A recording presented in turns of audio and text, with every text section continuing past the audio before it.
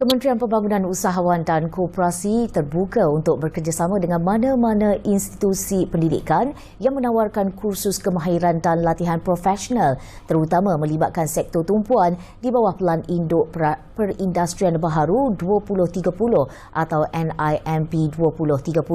Menteri Pembangunan Usahawan dan Koperasi, Datuk Iwan Benedict berkata, ini sebagai usaha melahirkan dan membekalkan lebih ramai graduan profesional serta berkemahiran tinggi terutama dalam sektor minyak dan gas yang turut menjadi antara industri tumpuan dalam NIMP 2030.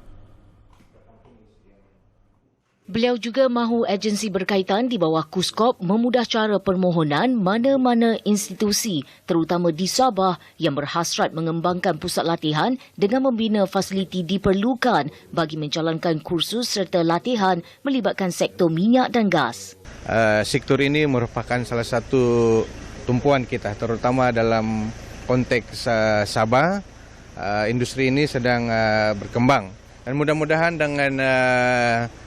sinergi ini, kerjasama ini, kita semua boleh berbangga bahawa Kementerian Pembangunan Usahawan dan Koperasi dan agensi-agensinya telah dapat membantu melahirkan anak-anak muda Sabah yang mendapat jaminan pekerjaan dalam bidang gas dan minyak.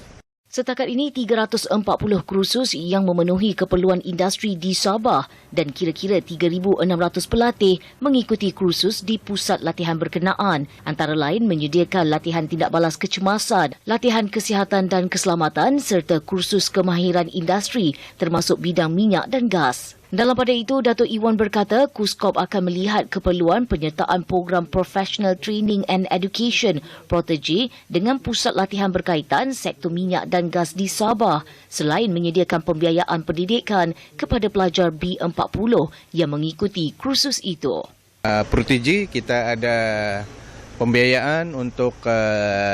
train in place graduan-graduan kita dan saya ingin melihat program PROTEGE ini diolah semula untuk memfokus kepada sektor-sektor baharu ataupun sektor-sektor tumpuan utama kita di bawah Pelan Baharu Industri negara ini.